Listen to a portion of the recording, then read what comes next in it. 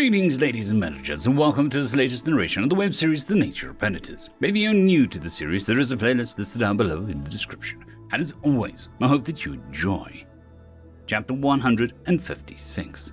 Marriage or inscription subject, Governor Tava of the Vendel Republic. Date, Standardized Human Time, March 16th, 2137. The election required a colossal effort across Vendel territory to ensure that each voter's voice was heard. The digitization of the election campaigns meant that votes could be cast electronically, in the privacy of their homes and well in advance of the opening physical polls. Several identifiers, including biomarkers, were used to verify their identity. Early votes could be changed at any time up to the closing of the ballot collection. However, in the interests of not singling out anyone with connectivity problems who couldn't access the electronic device, in-person voting facilities were open on a big week. Many citizens preferred being part of the herd and exercising their civic rights amongst a crowd. The results from the large percentage of online voters would be accessible almost instantly, but physical votes from each city, outpost, or colony had to be forwarded by local governments. I hadn't felt this nervous during my first election, yet the uncertainty of who would emerge victorious today gnawed at me. Polls were indecisive, with turnout from certain demographics likely to play a major part in who was victorious. A major setback was that most human citizens had been barred from participating in the election, which could have pushed me over the edge. The soul of Skulga was at stake, in my opinion, and I wasn't sure how much of our progress Baln could reverse if he took office. His isolationism would bring us further away from humanity at the worst possible time. I've done everything I can with social media, outreach, and campaign ads. I visited every major city and run myself ragged going into rural areas and colonies where my popularity is subpar. Any voters I could sway in Veln strongholds would have increased my chance. With the polls due to close in only a few minutes, I found myself watching a compilation of attack ads that Veln had spent significant money circulating on the airwaves and the internet. It wasn't as if I was innocuous on this front. I'd gone after his meteoric rise as the nominated challenger, claiming he gained most of the signatures by inflating his accomplishments within a small colony's government. Veln isn't ready to handle the responsibilities of Vendelkind, my tagline had proclaimed. I did see my opponent as clever, but someone who lacked a moral backbone or a good vision for our future. My rival was clever enough to claim his platform worked on any scale he'd tackled so far, and slammed my policies by crippling out-of-text quotes. Tava has proven that she cannot handle the responsibilities for Vendelkind. Her unilateral decisions have given you no say in your future. The ad narrator declared as images of predator disease patients being led out of facilities by humans played on the screen. She takes her ideas straight from the new predators. This was her claim about humans' knowledge of predator disease. A clip of me from the debate played on screen. They have a better idea than we do of what's actually predator behavior. Do you want the popular leader that trusts humanity's judgment over your own? Do you think predators have better ideas than us? The footage showed my rival touring an exterminators guild on his colony and signing documents. Veln is not a follower. He's a leader who will listen to what the people want. You know who to vote for. I leaned away from Noah on the couch and held the remote out of his reach as he tried to cut the feed. Glim seemed apathetic from his position in the reclining chair. The rescue had been taken off my last campaign stops, despite how useful he would be to court the exterminator vote. In his current state, he would have done more harm than good to my message. It would look like the Terrans were coercing him into supporting me. The next ad in the compilation rolled, going after me under my ties to Earth again. Well, Tava is running around chasing the human ambassador. Veln was working for his constituents. Listen to her own words about how much her policies and recent efforts have centered around Earth. A different narrator read. My eyes were narrowed with indignance on the screen. We've been through many stressful situations together, from nearly getting shut down en route to Alpha, to our efforts to stop the genocide of Earth, to working hand in paw with the cattle rescues that my government and his bargained for the release of. and now to our collaboration for the summit. Not only did Tavra admit to negotiating with the Oxel, a true predator scourge that eats our children, and ate her own, she also listed all of her accomplishments as things on humanity's agenda. There is no difference between our planets under her leadership. Behind the narrator's words, images played of me running with Maya and Noah as humans stampeded and smoke rose in the background. By her own admission on the debate stage, your goods will cost more because of higher value-added tax to fund these adventures. And for all of that, the question remains, what has she done for you? Is your planet better now than it was 6 years ago? The clip ended with the words, "Vote Valn, no more federations," flashing atop a picture of my rival holding a baby vendor. I couldn't deny that he was excellent at a political game, and it made me seethe. Noah didn't want me to wind myself up, bouncing towards me to grab my wrist. He pried the remote from my grasp and switched it over to a live stream of the news channel.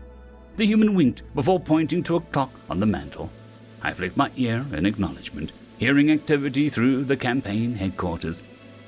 My diplomatic advisor Chown peeked his head. Right on time, the polls have closed. I prepared speeches for both outcomes, ma'am, and sent them to your holopad. Thank you. Whatever happens, it has been an honor working with you, I acknowledge. How are the exit polls looking? Depends on the jurisdiction. You're polling poorly in rural areas, colonies, or the places with the strongest exterminator guilds. Dayside City is leaning towards you, which is good. Noah bared his teeth. Thank goodness, Starver. You have a heart of gold. They'd be silly not to re-elect you. Maybe. We both know the amount of change I brought has put me in a precarious situation. The polls seem to have slid towards him since the debate. I thought I did well, but those sound bites about humans are hurting me. I'm glad you stood up for us, even when it's not easy. What do you think, Clem? The rescue offered a blank stare. I think we're going to lose. Not because people all hate humans, but because people hate how Tarver is way too close to you. And they're right.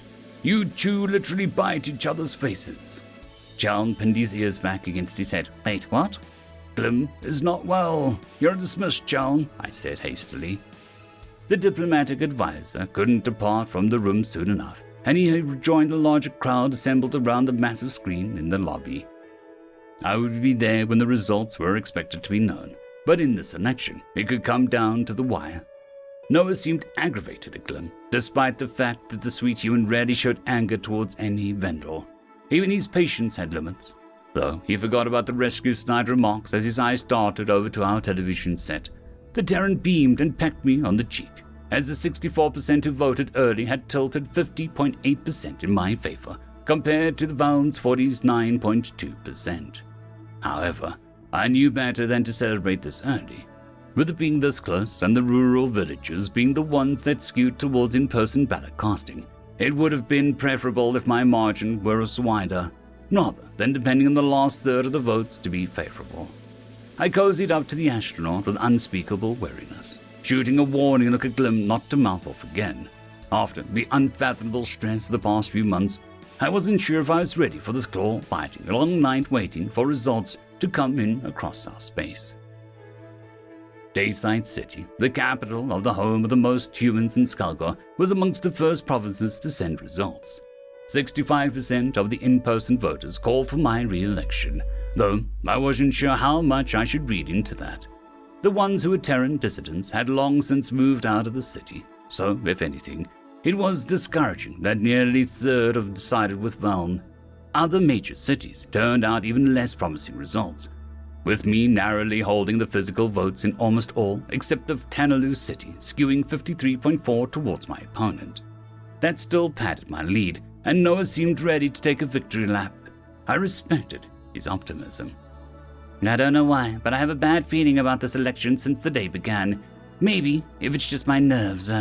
Internally, I am confident that I have support of my people. Even if I do win, it's clear from these margins that the planet is divided. That was the last good news that we had in the evening. Rural villages like Calgol Falls, home to Glim's aunt, poured in with tepid amounts of votes, but several skewed around 75% mark in Val's favor. While one small settlement wouldn't have been enough to make a dent in my lead of millions, together they were eating into the metropolitan vote. These people had always been traditionalists and were known to be less than cordial with human refugees. Lack of interaction with Terrans meant that they never had the opportunity to change their minds. "You can't win them all," Noah had said, trying to massage the tension from my shoulders.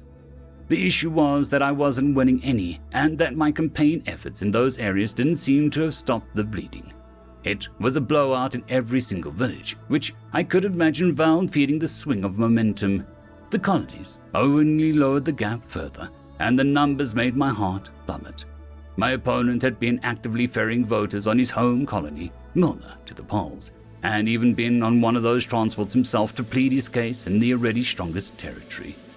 I thought that it had been foolish play, since they already had their votes as a popular governor, but rehashing his beloved tenure paid dividends.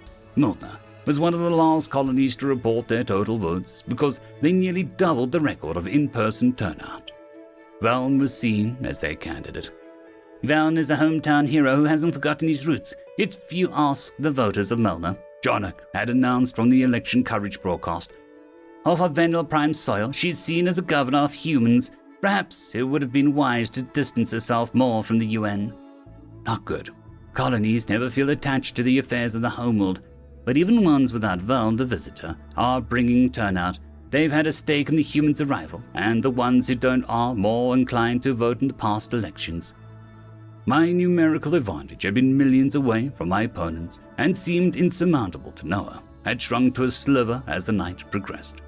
The rural villages whittled down my advantage to half of its original count. The unexpected turnout of Milner was the start of a continuing skid. By the time all colonies had reported, my lead was a mere 493 votes. I fielded calls from the UN Secretary General wishing me luck and thanking me for everything that I'd done for humanity, which I think was Zal's way of saying they thought there was a good chance that I might lose. The Earthlings must be scrambling to figure out how to deal with a possible Governor Val, and they didn't want to spring goodbyes on me if I was unseated.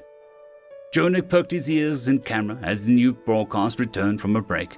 "Hello, if you're turning in expecting us to hear who the new governor of Skulva is, we have one province outstanding, the signed settlement of Elega, which has been under sandstorm conditions and is just making contact now. I'm told we can expect results from them in a few minutes. What an election it has been! Polling in Algia has been toss-up, and it wasn't visited by Tava or Valn. This could go either way." "We should go outside with the others," Noah whispered. "Governor or not, I always love you." I wrapped my prosthetic tail around his wrist. "I love you too. If I had to do everything over again, the only thing I would change is sending that distress signal in the first place. We'll get through this." "Of course we will. Worst that happens is you retire from public service, and we get to run off together like I've imagined for months.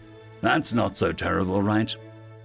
"It is what I want, but humanity needs me in charge of Skulga to preserve our close alliance." "The Vendel can't go back completely, love. You gave us a chance. You made sure millions of people who never would have thought about dealing with predators did the same. And you saved our species to boot. You've done so much. We couldn't ask any more. Don't worry about humans, because you've done more than your part on our behalf." Emotion swelled in my throat as I marched towards the doorway to enter the lobby with the rest of the staff. These could be my last moments as a leader of Skulga. Regardless of what Noah said, I felt responsible for the efficacy of my campaign strategies. How could I justify keeping our relationship quiet to maintain my office if I lost my position to a populist charmer like Valn? How could I have any say in the decisions affecting millions of Terran refugees on this planet? I cared about what happened to the Earthlings. That was the sole reason I sought re-election after all, for their sake. Noah glanced over his shoulder towards Glim. "Do you want to come with us and watch the results with the group? We'd love for you to join us." "No," he murmured. "Why not? You were a part of this team as much as anyone else.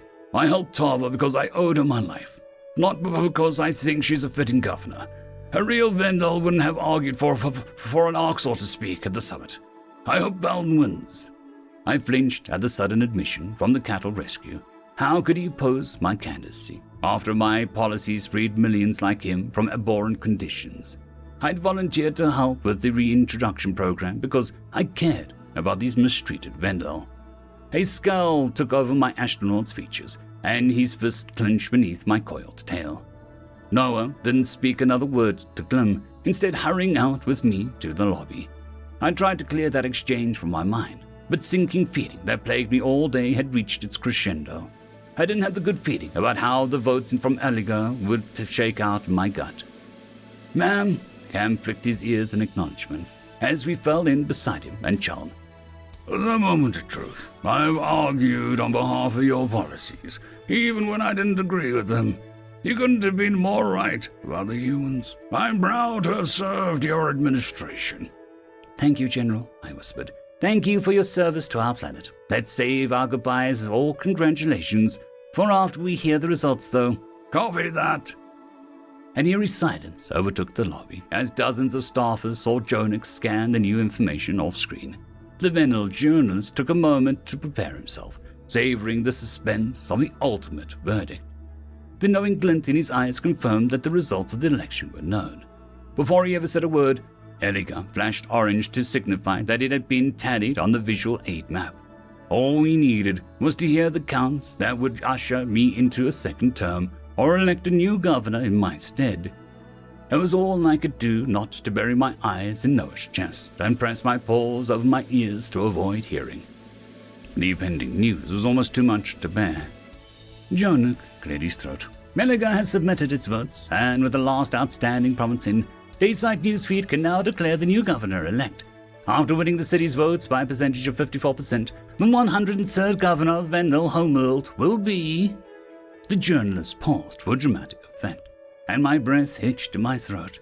The election would be delivered with his next words, signaling what the voters had chosen for the future of Skulga.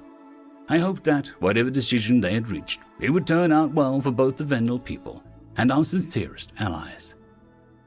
End of chapter.